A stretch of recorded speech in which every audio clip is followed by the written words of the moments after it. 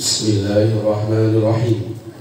Assalamualaikum warahmatullahi wabarakatuh.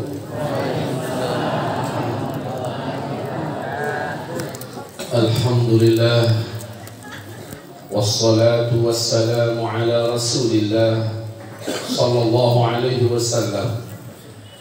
La hawla wa la quwwata illa billah. Allah subhanahu wa ta'ala, ya ayyuhalladzina amanu taqullaha wa qulu qawlan sadida yuslih lakum a'malakum wa yaghfir lakum dhunubakum wa man yuti'illaha wa rasulahu faqad faza fawzan 'azima. Allahumma irhamna bil Qur'an wa sadaqallahul 'azim. Wa qala an-nabi sallallahu alaihi wasallam, ala inni qad ji'tukum biha bayda'a naqiyah layluha kanahariha la yazighu 'anha ba'da dhalika ila halik. Amma ba'du, ma'asyiral muslimin wal muslimat, mu'minina insyaallah wal mu'minat, arsyadani wa iyyakumullah. Pertama sekali, mari bersama-sama kita lantunkan lafaz puji dan syukur yang diajarkan Rasulullah berikut ini ya. Sama-sama Bapak Ibu. Alhamdulillah bi ni'matihi tatimmus shalihat.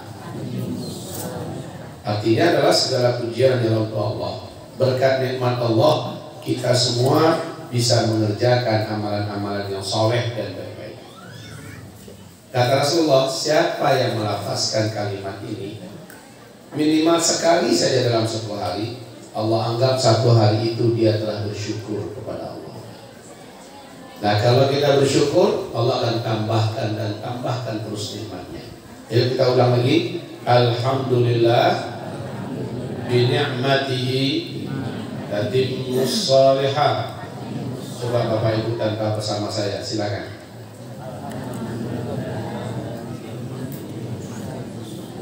Ya, lafazkan itu setiap hari ya, setiap hari. Yang ideal adalah habis sholat subuh dan sebelum sholat maghrib. Itu yang terideal. Baiklah, setelah itu kita ucapkan dan sampaikan di acara Isra Mi'raj ini salam kita dan salawat kita untuk asyrafil anbiya wal mursalin Sayyidina Muhammadin sallallahu alaihi wasallam. Kita ucapkan salam dan salawat dengan tahiyat akhir. Mari, Allahumma salli ala Sayyidina Muhammad wa ala ali Sayyidina Muhammad kama sallaita ala Sayyidina Ibrahim wa ala ali Sayyidina Ibrahim fil alamin innaka Hamidum Majid. Amin. Para guru-guru, para alim ulama, tokoh-tokoh masyarakat, Bapak Ibu calon-calon ahli surga Allah insyaallah yang saya muliakan. Isra Mi'raj tiap tahun diperingati, tiap tahun diadakan, tiap tahun datang guru, datang ustaz menyampaikan tentang Isra Mi'raj. Macam-macam versi dan cerita, uraian dan motivasi Bapak Ibu dengarkan. Pada hari ini juga kita selenggarakan acara Isra Mi'raj. Mungkin yang saya sampaikan beda redaksi, akan tetapi titik beratnya mungkin hampir sama, redaksinya agak sedikit beda. Bapak Ibu yang kami muliakan, Isra dan Mi'raj diawali ayatnya dengan Subhana, Maha Suci Allah. Sebab apa? Asra bi'abdihi laylan minal masjidil haram ilal masjidil aqsa. Sebab Allah telah mengisrakan. Isra itu perjalanan secara sembunyi-sembunyi, secara diam-diam di muka bumi. Jadi dari Masjidil Haram ke Masjidil Aqsa. Masjidil Haram di Mekah, Masjidil Aqsa di Palestina, masih sama-sama di bumi. Cuma hebatnya perjalanan ini tidak menggunakan kendaraan. Perjalanan ini tidak menggunakan teknologi.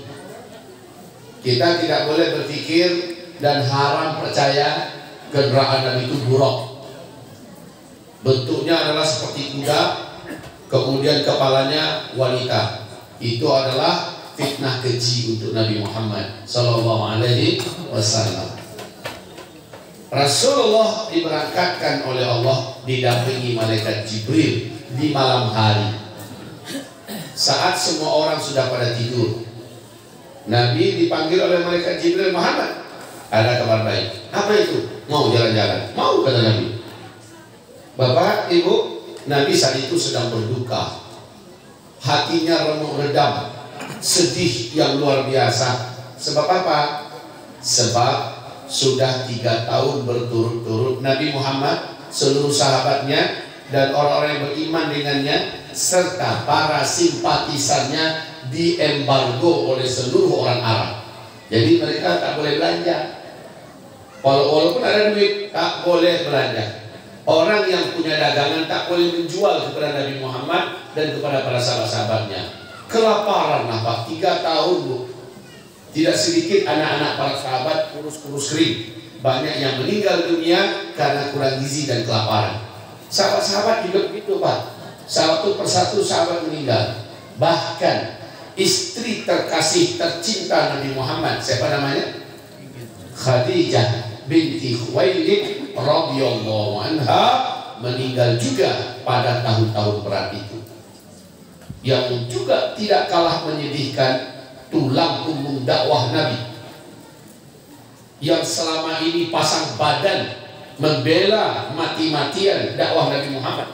Orang tak berani macam-macam selagi dia masih ada. Siapa? Paman kandungnya Abu Thalib juga meninggal Pak, di tahun embargo itu. Nabi mencoba mencari pertolongan, dakwah ke Taif, diusir, dilempari batu, dilempari tai, dilempari tulang, dilempari kotoran, berdarah-darah Nabi. Nabi mencoba berdakwah kemana-mana, mendapatkan perlakuan yang keji dan kejam. Sedih yang berlapis-lapis. Maka datanglah malaikat Jibril dalam kondisi Nabi yang penuh dengan kegelapan hati dan perasaan. Muhammad, mau jalan-jalan? Mau, kata Nabi. Kemana? Ikut saja. Yang bawa malaikat. Malaikat itu bersatu seluruh jin, setan, bahkan iblis sedunia. Lawan satu malaikat saja nggak ada apa-apanya jin dan setan ini. Yang bawa malaikat, yang suruh malaikat Allah Rabbul Alamin. Nggak tanggung-tanggung. Malaikat yang disuruh adalah komandannya, panglima tertingginya seluruh malaikat di langit dan di bumi, malaikat Jibril. Langsung sampai di Aqsa. Di Aqsa Nabi Muhammad melaksanakan sholat 2 rakaat. Langsung setelah itu, kalau dari Masjidil Aqsa ke Masjidil Haram, Masjidil Haram ke Masjidil Aqsa, ini masih dimensi manusia, disebut dengan alam nasut, ya, alam nasut, masih dimensi manusia. Artinya kalau zaman sekarang dengan teknologi juga bisa, yaitu naik pesawat. Tapi di zaman itu tak ada teknologi. Itu pun kalau diadu dengan teknologi sekarang nggak akan mampu melakukan seperti yang dilakukan malaikat Jibril dengan Nabi Muhammad, Masjidil Haram, Masjidil Aqsa. Nggak sampai hitungan 1 detik udah nyampe di Masjidil Aqsa. Atau boleh kita sebut dengan teleportasi tingkat tertinggi. Sampai selesai di sana langsung diajak Mi'raj.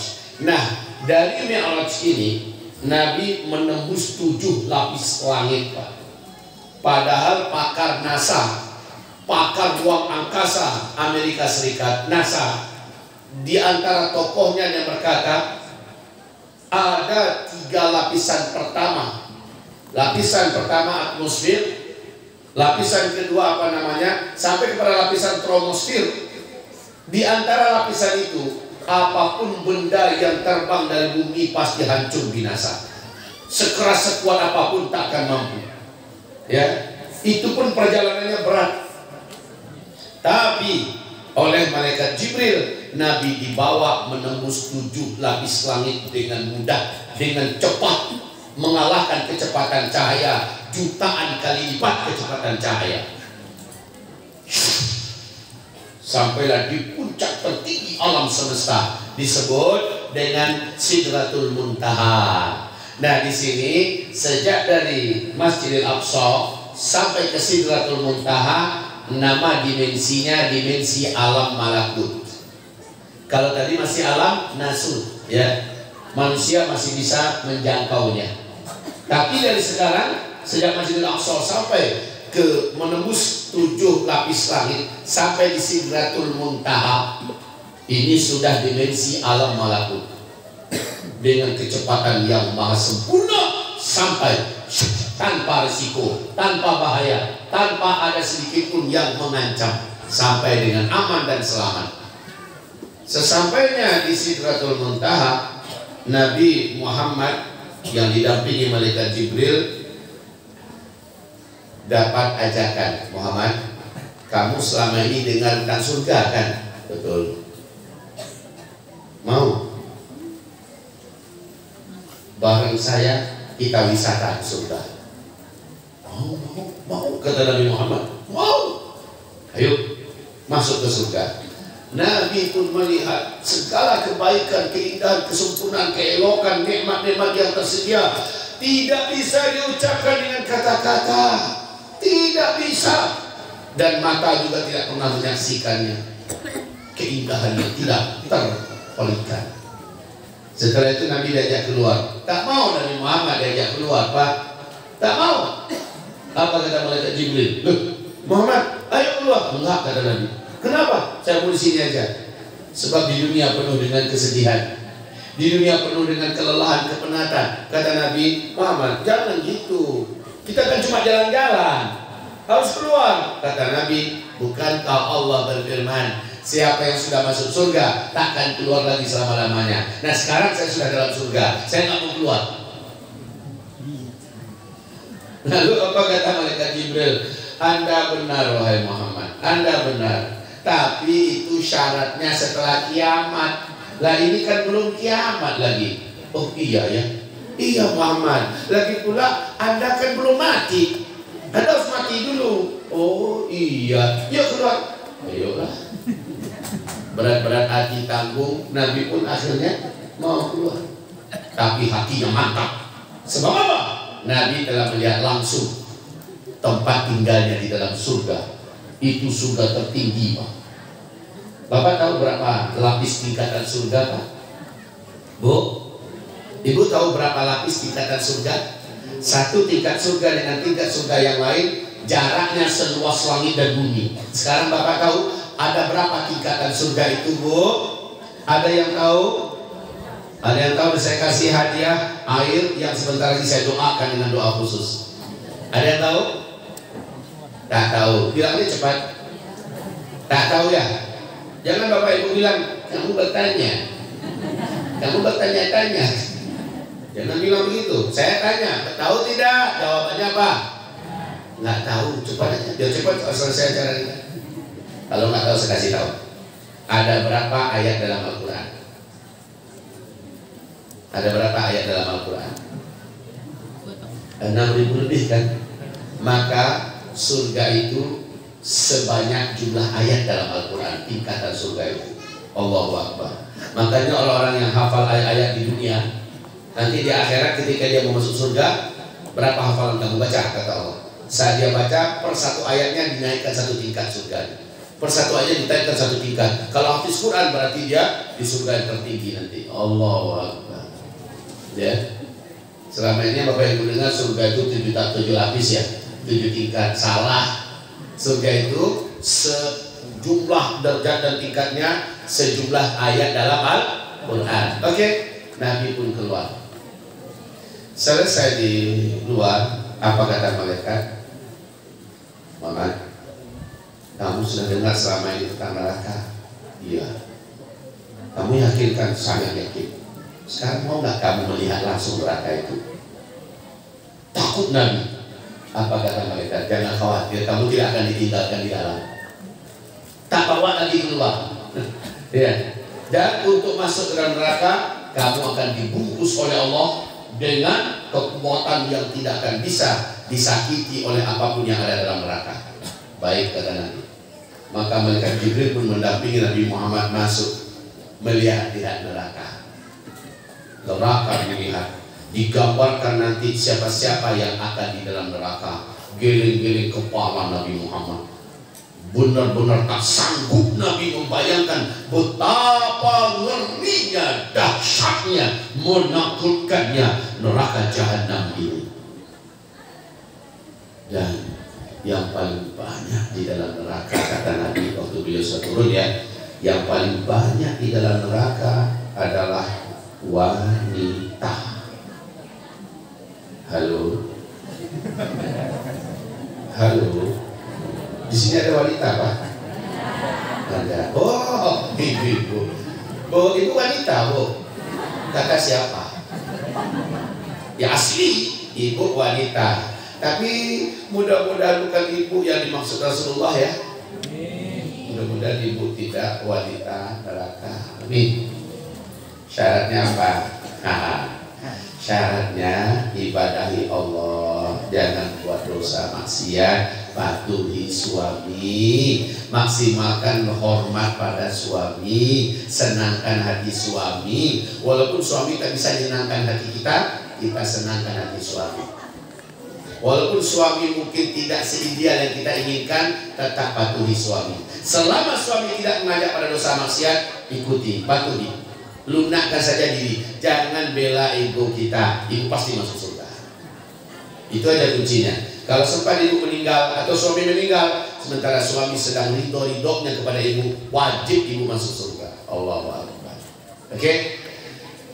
Dan yang paling banyak juga dalam neraka, kata Nabi, dari umatku adalah para pemimpin dan para penguasa. Nah, awas, awas. Para pemimpin dan para penguasa. Kenapa? Umumnya para pemimpin, para penguasa kalau sudah memimpin lupa rakyatnya. Betul? Pemimpin kalau sudah berkuasa lupa janji-janjinya. Bohong sana, bohong sini, bohong. Dulu sebelum diangkat, minta ampun pakai sumpah-sumpah. Angkatlah aku. Nanti kalian akan dibeginikan, kita buat di kampung ini.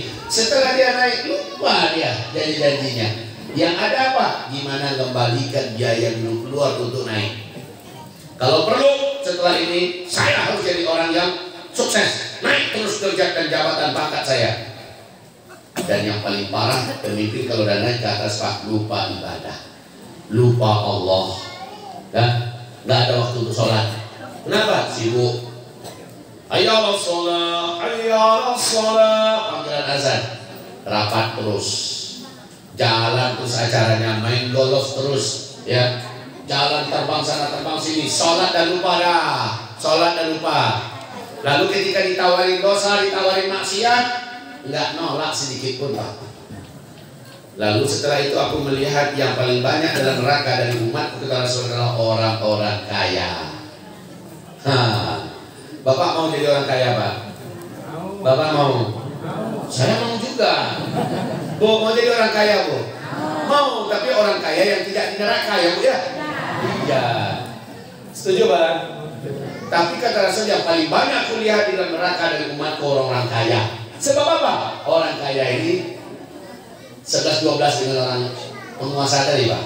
Kalau udah berkaya, sok, sombong, pelit, hobi dosa maksiat, nggak ada waktu untuk ibadah, alasannya sibuk. Ini penyakit orang kaya rata-rata, Pak. Ada pemimpin yang bagus, ada orang kaya yang bagus, tapi nggak banyak. Karena nggak banyaknya di neraka, yang terbanyak orang kaya dan para penguasa. Puncak yang paling banyak di neraka adalah uang, nyambung. Ya Allah, jadikan mak-mak kami yang ada di kampung ini adalah mak-mak ahli surga, ya Allah.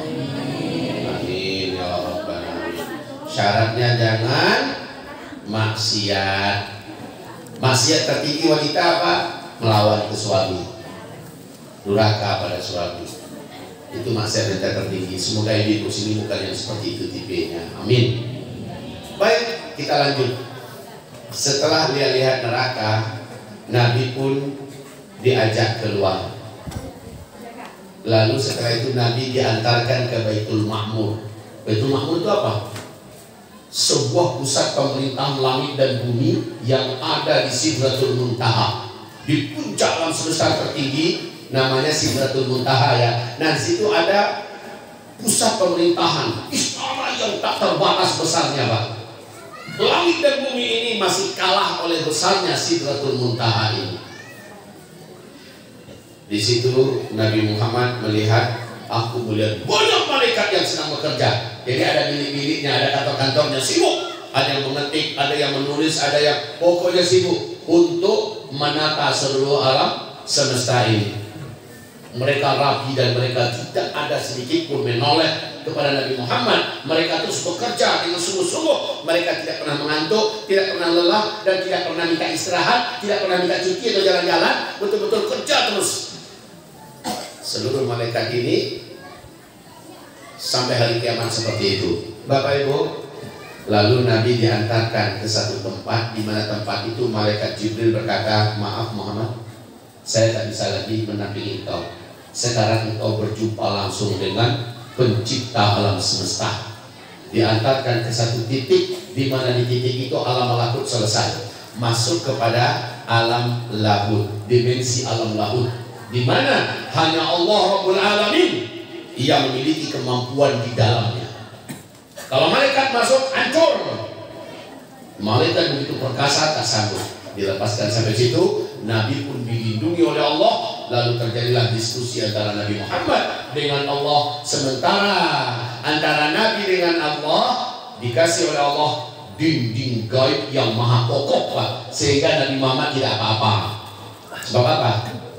Kata Rasulullah, Allah itu adalah nur ala nur. Nur Allah itu, Bapak Ibu, seandainya alam semesta ini tidak dilindungi dari nur Allah, tidak dilindungi oleh nur Allah, pasti alam semesta ini tidak akan pernah ada. Jangankan itu lagi, coba lihat seperti apa lubang daripada botol air minum ini. Sebesar lubang hidung lembu, ya. Rasulullah bersabda, seandainya dinding pelindung yang maha kokoh, maha gaib, yang membatasi antara nur Allah dengan alam semesta dilobangi sebesar lubang hidung lembu, sebesar lubang ini saja, ya Pak, tembus nur Allah ini, maka seluruh alam semesta akan hangus sehangus-hangusnya. Maka Nabi Muhammad dilindungi oleh Allah, lalu diajak bicara. Misi terbesar Nabi Isra Mi'raj, mengokohkan hatinya, membangun kembali semangatnya, dan membahagiakan Nabi Muhammad, dan membawa satu perintah: sholat 5 waktu. Ini akan menjadi tiang utama dalam agama. Sholat 5 waktu adalah tiang agama. Siapa yang mengerjakannya, dia muslim. Yang meninggalkannya bukan muslim, walaupun dia haji tiap tahun, walaupun dia umroh tiap bulan, dia bangun masjid di mana-mana, saking kayanya. Dia tolong anak yatim, baik pada kedua orang tuanya, dan sebagainya. Nggak mau berzina, tidak mau membunuh, tidak mau korupsi, betul-betul baik. Tapi dia meninggalkan sholat demi Allah, dia tidak dianggap oleh Allah. Bapak, Ibu yang saya cintai, untuk Bapak Ibu ingat-ingat kembali. Kemarin ini Raja Dangdut di Indonesia siapa namanya, Pak? Ini orang lama, kenal semua nih pasti. Bang Roma Irama. Beliau ngajak dialog Sule. Siapa Sule? Pelawak. Apa kata Bang Roma? Sholat Anda bagaimana sekarang? Apa kata beliau? Ya masih banyak tinggal sih. Tapi ya mudah-mudahan bisa diimbangi, mudah-mudahan bisa ditutupi kelemahan saya itu dengan amal-amal baik saya yang lain. Dia baik sama ini dia suka sedekah, dia suka amal yang baik lah. Kata Bang Roma Irama, perlu saya koreksi dalam hal ini ya katanya. Ketahuilah, Bang Roma Irama akhirnya membacakan hadis Nabi. Apa kata beliau? Orang yang kebaikannya banyak tapi sholatnya tak beres, di hari kiamat Allah tak peduli dengan kebaikan yang banyak itu. Karena yang paling pertama Allah lihat adalah sholat.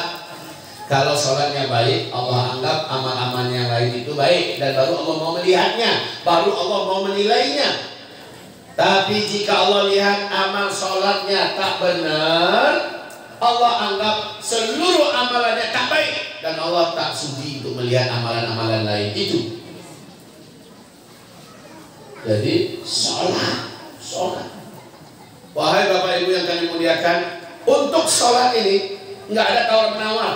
Selagi masih ada nafas dalam badan, tetap wajib sholat. Kalau puasa ada keringanan, bisa diganti dengan yang lain.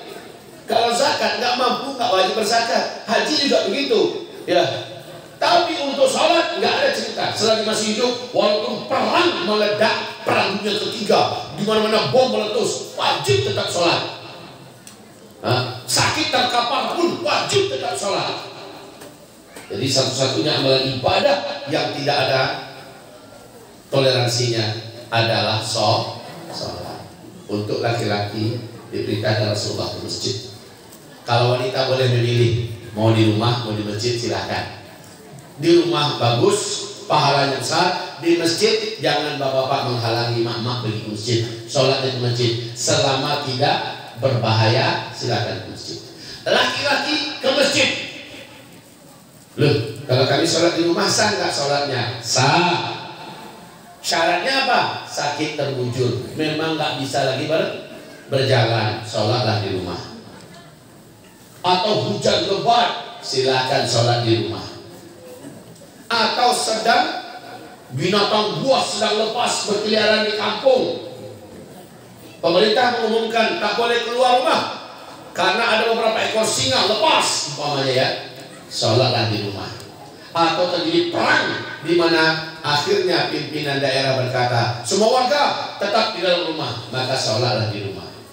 Di luar 4 keadaan ini Pak, maka sholatnya ke masjid. Boleh nggak kami sholat di rumah tetap berpahala nggak? Ya tetap aja berpahala. Tapi maaf, dalam beberapa bahasa Nabi, sholat ke masjid ini untuk laki-laki nggak bisa ditawar-tawar kayaknya. Buktinya apa?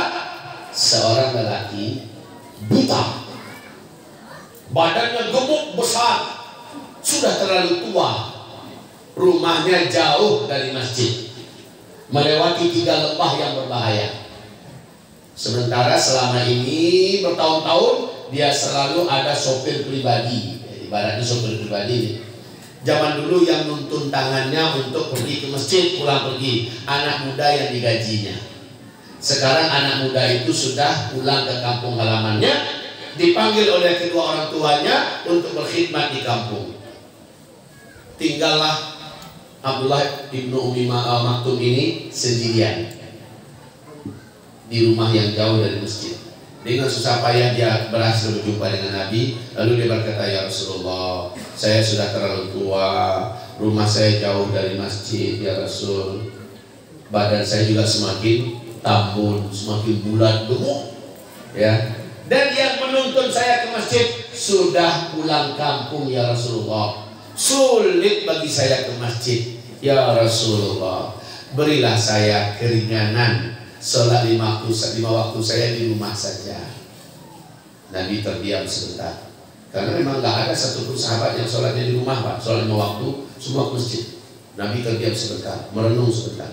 Dilihatnya memang bapaknya nggak bohong, ya, memang dia buta, sudah tua, tubuhnya gemuk, rumahnya jauh, yang menuntunnya ke masjid udah nggak ada.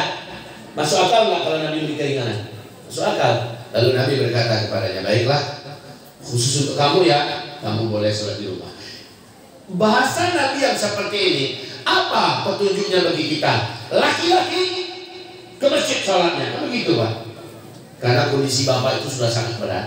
Nabi pun mengizinkan khusus bagi Anda, silakan sholat di rumah. Lalu senanglah hati Abdullah bin Umi Maktum ini, senang, nampak wajahnya senang. Makasih ya Rasulullah. Dia pun pamitan. Belum beberapa langkah dia berjalan, Nabi Muhammad dapat bisikan dari malaikat Jibril. Lalu Nabi nyetop lagi, Pak, tunggu sebentar Pak. Ketika azan berkumandang di masjid, Bapak sedang di rumah, kedengaran enggak bunyi suara azan itu sampai ke rumah Bapak? Apa jawaban Abdullah bin Maktum? Kedengaran ya Rasulullah. Maka kata Rasul, fawajabat. Kalau begitu, Anda tetap wajib ke masjid, ya Allah. Anda tetap wajib ke masjid. Silakan ambil pelajaran dari sini. Bagaimana dengan kita, Pak?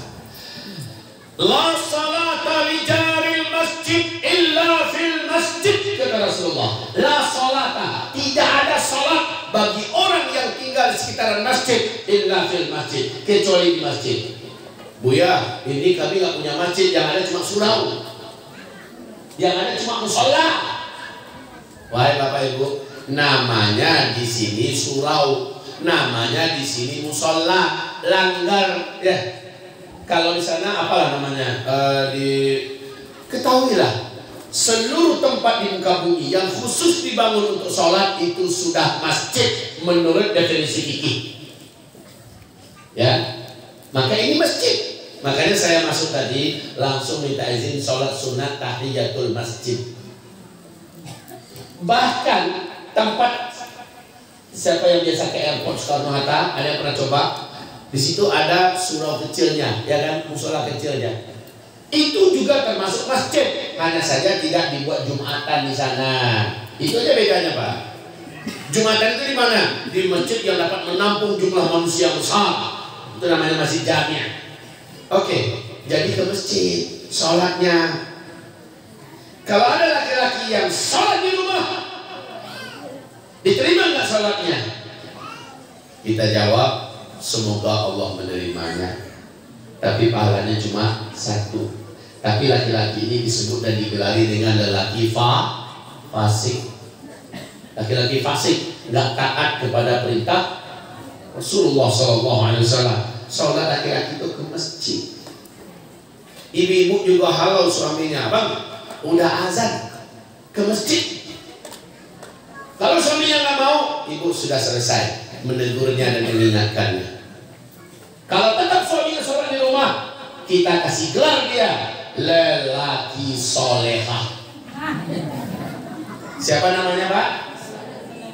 Kalau laki-laki itu kan harusnya lelaki soleh, ya. Tapi kalau ada lelaki sehat tapi nggak mau ke masjid, sholatnya cuma di toko, di warung, di kebun, di rumah, kita sama-sama kasih gelar lelaki solehah. Malulah. Laki-laki gelarnya lelaki solehah. Yang solehah itu wanita solehah.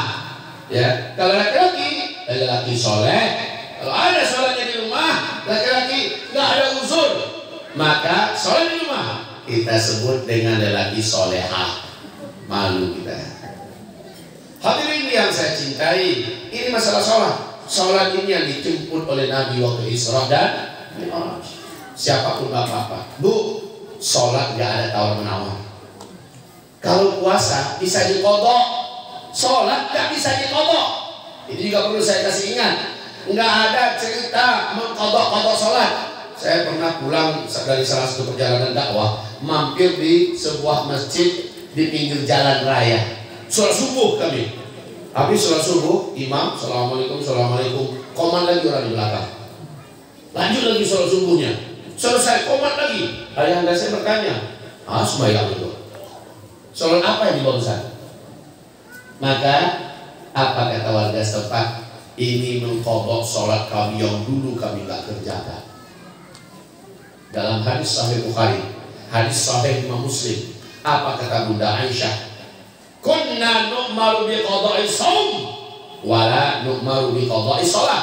Kami cuma disuruh mengganti puasa yang lewat, yang bolong, tapi kami tidak disuruh mengganti sholat. Nggak bisa diganti-ganti, nggak ada kodok-kodoknya, kecuali Bapak Ibu kelupaan. Pulang jauh-jauh, nyampe di rumah jam 9 malam karena kecapean, kita rebahan, lewat subuh baru bangun. Maka ketika sholat subuh selesai, ingat, astagfirullah, malam tadi saya belum sholat isya, maka kodoklah. Itu baru benar Pak, karena nggak nyengaja, kelupaan. Itu baru dikodok. Jangankan sholat wajib, Nabi pun mengkodok sholat sunat ketika beliau lupa. Contoh nih, habis asar boleh nggak sholat sunat? Habis asar boleh tidak sholat sunat? Tidak boleh, ya. Tak boleh sholat sunat habis asar. Tiba-tiba ada Nabi setelah asar mengimami sholat nih, Assalamualaikum, langsung berdiri lagi Nabi sholat 2 rakaat. Sahabat-sahabat kan heran, loh, Nabi kan melarang kita tak ada sholat sunat habis asar. Sekarang Nabi sholat. Mereka tunggu Nabi selesai, lalu mereka bertanya, ya Rasulullah, sudah berubah sekarang. Dulu kau katakan nggak ada sholat sunat habis asar, sekarang kau sholat. Kata Rasulullah, nggak ada berubah, tetap seperti itu. Lalu kenapa kau sholat sekarang? Kata Rasulullah, saya ingat tadi karena sibuk melayani tamu, saya tak sempat sholat sunat qabliyah zuhur. Lah saya ingatnya sekarang, kata Rasulullah, maka saya ganti sekarang. Sholat sunat saja diganti oleh Rasulullah ketika lupa. Tahajud nggak pernah Nabi tinggalkan seumur hidupnya, tapi pernah suatu hari Nabi sholat duha 14 rakaat. Para sahabat bertanya, ya Rasulullah, ini banyak sekali. Kata Rasulullah, saya mengganti. Malam tadi saya bablas, tahajud nggak ada. Sekarang saya duha 14 rakaat, 2 rakaat salam, 2 rakaat salam, terus sampai 14 rakaat sekaligus ganti tahajud malam tadi. Gitu Pak. Hamba-hamba Allah yang saya cintai, ibu-ibu yang kami hormati, kami muliakan, ini dia misi terbesar pertama yang dijemput Nabi waktu Isra dan Mi'raj. Sholat. Ada dua kelompok manusia di dalam neraka terkait dengan sholat. Satu, neraka Saqar. Di dunia dia Pak Haji, di dunia dia Ibu Haja, di dunia dia orang baik, tapi tempatnya di neraka Saqar. Malaikat-malaikat penyiksa dalam neraka datang. Kamu orang Islam kan? Betul. Kamu jahat di dunia? Tidak. Dosa apa yang sudah kalian buat? Jawaban mereka nanti adalah qalu lam naku minal musallin. Kami dulu baik, kami dulu suka sedekah, kami menyambung tali silaturahmi, kami sebagai anak berbakti kepada kedua orang tua, kami tak mau menyakiti masyarakat, kami ringan tangan, pokoknya kami warga terbaik malah di negeri kami, di kampung kami. Masalah kami satu aja, kami nggak mau sholat. Itu dia masalahnya. Qalu lam naku minal musallin, karena dulu di dunia kami tak mau sholat. Bukannya kami tak yakin sholat wajib, kami yakin, kami percaya sholat itu wajib. Jadi maaf ini ada orang yang yakin dia sholat itu wajib, tapi ketika untuk dipanggil sholat nggak mau. Dulu lah, teruslah dulu, nantilah saya. Ya, akhirnya orang ini di neraka Saqar tempatnya. Ma'adzallah, kaum muslimin. Ada orang dia sholat tapi masih dalam neraka. Dia sholat Pak, tapi masih dalam neraka. Nama tempatnya adalah Wail, suatu tempat khusus di dalam neraka. Yang disiksa di sana adalah orang-orang dari umat Nabi Muhammad yang dulu sholat. Tapi ayo sama-sama dibaca surat Al-Ma'un, ya, surat Al-Ma'un. A'udzu billahi minasyaitonir rajim. Bismillahirrahmanirrahim. Ara'aital ladzi yukadzibu bid-din. Sama-sama. Fadzalikal ladzi yad'ul yatim wala yahuddu ala ta'amil miskin. fawailun lil musallin, maka neraka wailah untuk orang-orang yang salat. Neraka wail itu sebuah lembah dalam neraka jahanam, Pak, khusus orang yang salat. Alladzina hum an salatihim sahun, orang yang salatnya main-main, orang yang salatnya kadang salat kadang enggak, angin-anginan, Pak. Kalaupun salat berjamaah itu pun kalau karena terpaksa, karena segan dia salat berjamaah. Kalau dia salat, dia cari waktu udah mau habis waktu salat, udah dekat waktu berikutnya baru dia sholat. Sengaja dia tunda sholatnya. Orang macam ini dinerakakan dulu, dicuci dulu, karena di dunia dia main-main sholatnya. Atau kalaupun dia sholat, matanya kemana-mana. Kalau dia sholat, pikirannya ke HP. Bu, saya waktu umrah, Bu, waktu antara sa'i Safa Marwah bulan Ramadan, maghrib kami buka puasa dan kami sholat bersama imam. Di sebelah saya ada orang Mesir pakai jubah, orang Mesir ya, pakai jubah tinggi besar, sedang sujud, berbunyilah HP-nya. Nada deringnya nggak karu-karuan, kalau ibarat kelas kita itu dangdut ya. Lalu ketika dia habis sujud, duduk, diambilnya HP-nya, dia jawab, Bapak Ibu, sedang sholat nih. Apa katanya? Istanna ba ana basalli. Khalas pada sholat ana battasilah. Ya. Tunggu sebentar, saya lagi sholat. Tadi sholat ini saya telepon balik ahli. Maksudnya lanjut dia sujud. Ya Allah, ini sahur ini, Pak. Sholatnya main-main. Sholatnya main. Di mana tempat orang yang sholatnya main-main? Nunda-nunda sholat, dalam sholatnya hatinya tak kemana-mana, sholatnya pemalas, zikir nggak mau. Kalau dia yang memimpin sholat, habis berkeringat jamaah buatnya. Kenapa? Kilatnya ditampung.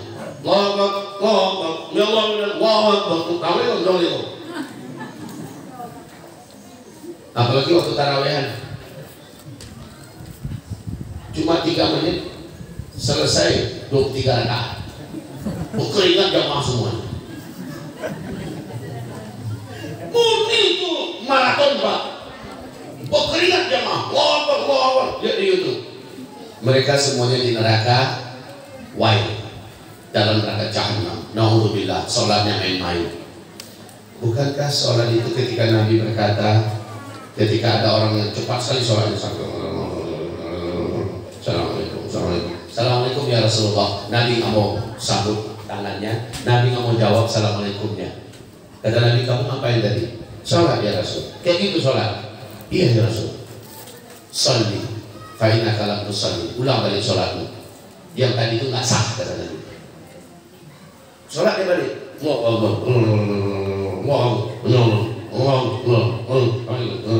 Assalamualaikum ya Rasulullah. Enggak, ini juga nggak sah. Ulang balik. Enggak kayak gitu sholat, kata Rasulullah. Bingung dia. Dia coba lagi. Allahu Akbar. Assalamualaikum ya Rasulullah. Kata Rasulullah, innaka lam tusalli. Sholat yang tadi juga nggak sah. Lalu gimana ya Rasulullah? Kayak gini selama ini saya sholat. Buyung, kata Rasulullah. Cara sholat itu adalah Nabi mengajarkan, bertenanglah kamu sholat. Satu persatu huruf yang keluar itu jelas. Jangan kayak orang kumur-kumur gitu. Baca Al-Fatihah 1 kali napas.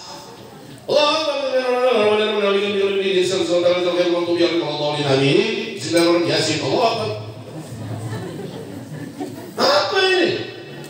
Kamu belum sholat, kata Rasulullah. Sholat balik. Setelah Nabi mengajarkan, kalau kamu rukulah yang benar. Allahu Akbar. Kalau diletakkan air dalam piring, lalu dia sedang ruku, ditaruh sampai tenang air itu, Pak. Kayak gitu, nggak tumpah. Jadi ratanya bagus, punggung, air ditaruh tenang. Ini belum sempat taruh lagi udah naik. Berikan setiap gerakan itu hak tenangnya. Tenang seluruh tubuh kita. Sujud tenang, sujud. Baca dengan tenang. Kita sedang hadap Allah. Coba ketemu Bapak dengan kepala militer di dengan cara gitu Pak ngomong ditamparnya kita Pak. Lepas gigi kita nanti. Kamu ngomong apa? Baru pecarutin saya ya? Begitu. Ini dengan Allah Rabbul Alamin. Nggak boleh. Ketika dikasih nasihat apa kata bapak ini? Saya sudah senior. Nggak lancar, nggak fasih. Ya. Disamakannya sholat dengan bawa motor. Saya udah hafal jalannya. Kebun gigi 4. Udah hafal ya jalan. Ke Allah nggak boleh kayak gitu. Harus tenang. Maka kata Nabi sholat. Kamu belum sholat tadi. Ulang balik sholat. Kamu belum sholat tadi. Ulang balik sholat. Kalau dia teruskan macam itu, dia bukan masuk ke surga Pak, tapi di neraka tempatnya. Na'udzubillah. Ya, ibu-ibu. Nah, ibu-ibu bagaimana kira-kira? Sama, bapak ibu juga sama. Sholatnya harus tenang. Nangis anak. Diperpendek bacaannya nggak apa-apa, tapi tetap tenang. Makanya segala apapun yang mengganggu sebelum sholat tolong dikondisikan dulu. Ada TV, kalau mau sholat kira-kira mengganggu nggak TV? Matikan TV-nya. Lagi masak, sementara orang dah azan. Ini kalau dilanjutkan masak Pak bisa lewat waktu sholat. Udahlah matikan dulu, lanjutkan setelah sholat. HP kira-kira mengganggu nggak sedang sholat? Bunyi nada panggil. Bunyi nada panggil, kalau mengganggu matikan HP. Anak nangis, ya diamkan anaknya, jangan dimatikan anaknya ya. Matikan anaknya, kacau lah. Tenangkan dulu. Begitu menghadap Allah, ya Allah. Itulah dia syariat yang dijemput langsung menembus langit, 7 lapis langit, bertemu langsung dengan Allah adalah sholat. Maka jangan main-main dengan sholat dan jangan tinggalkan sholat, jangan terlantarkan sholat.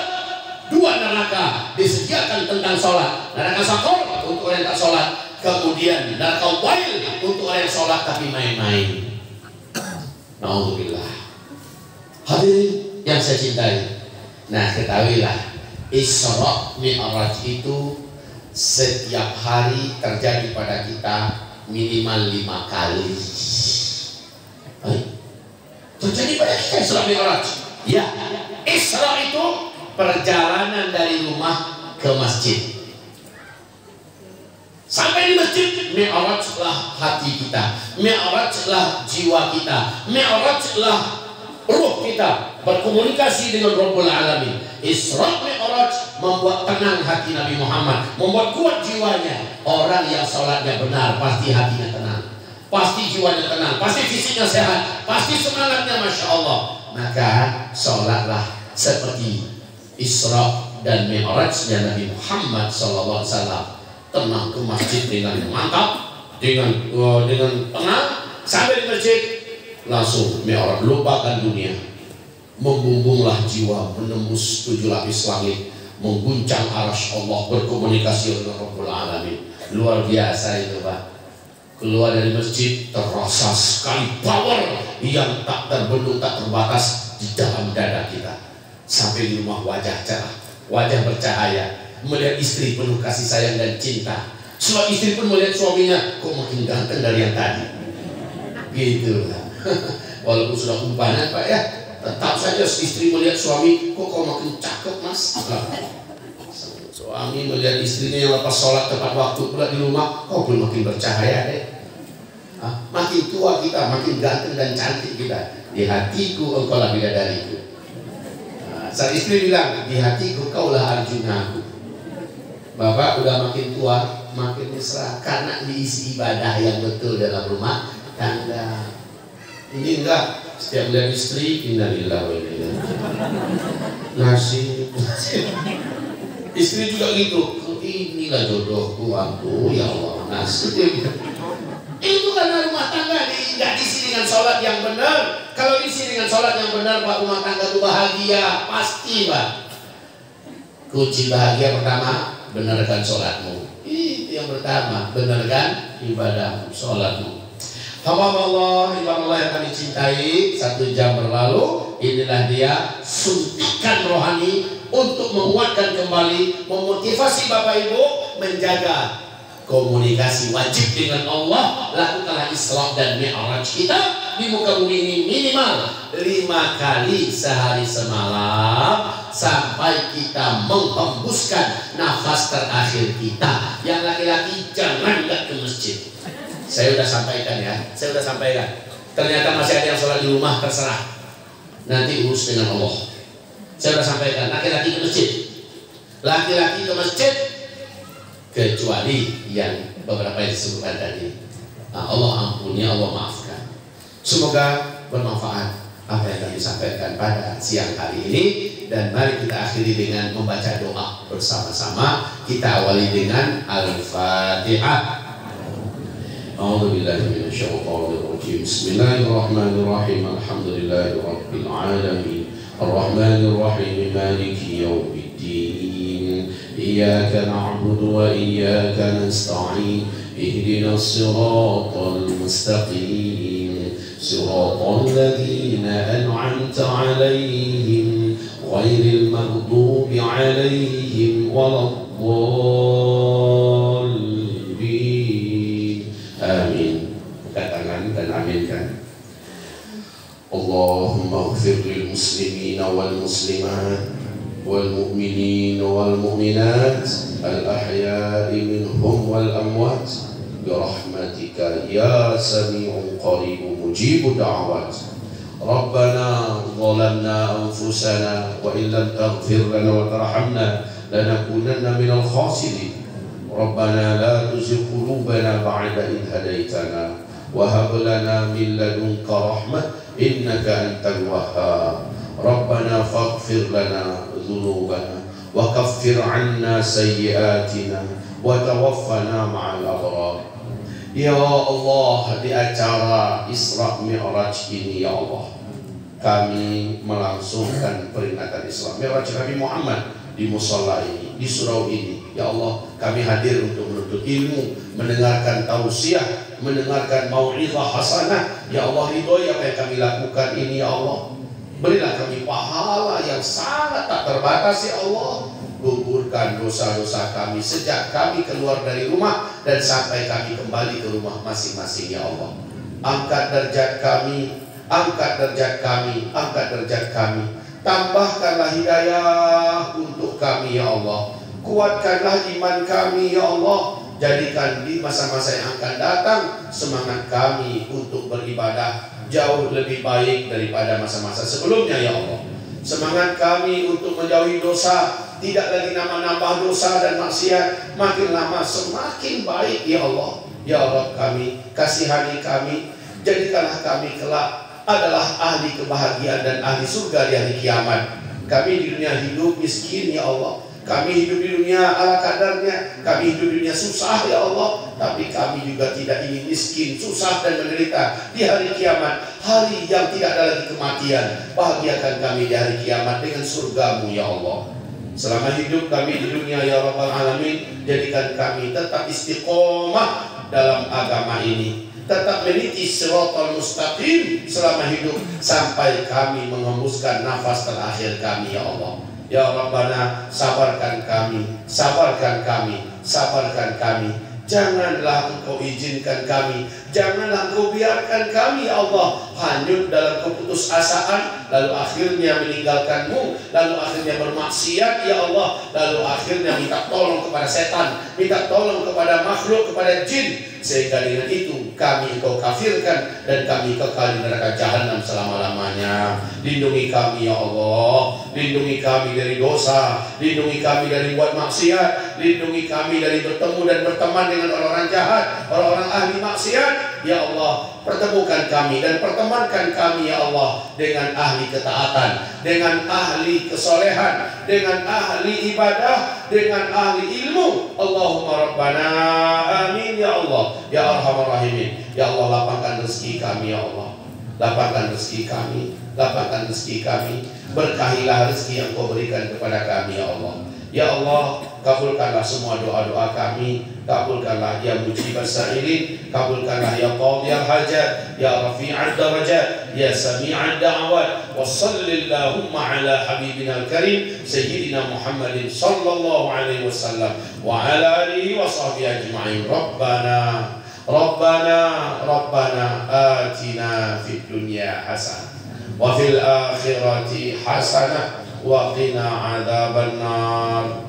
Subhana rabbika rabbil izzati amma yasifun wa salamun alal mursalin walhamdulillahi rabbil alamin. Allahumma amin, Allahumma amin, Allahumma amin. Wassallallahu ala sayyidina Muhammad sallallahu alaihi wasallam wa ala alihi wa sahbihi ajma'in. Bapak Ibu yang kami muliakan, semoga Allah izinkan Bapak Ibu berumur panjang, berbadan sehat, rezekinya lapang, berkah, punya keturunan baik-baik semuanya. Amin. Dan berkumpul nanti di akhirat di dalam surga Allah. Amin ya Allah. Alhamdulillah kama yanbaghi jalali wajhik wa 'azim sultanik. Mari kita baca surat Wal Asri bersama-sama. A'udzu billahi minasy syaithanir rajim. Bismillahirrahmanirrahim. Wal 'asr innal insana lafi khusr إلا الذين آمنوا وعملوا الصالحات وتواصوا بالحق وتواصوا بالصبر.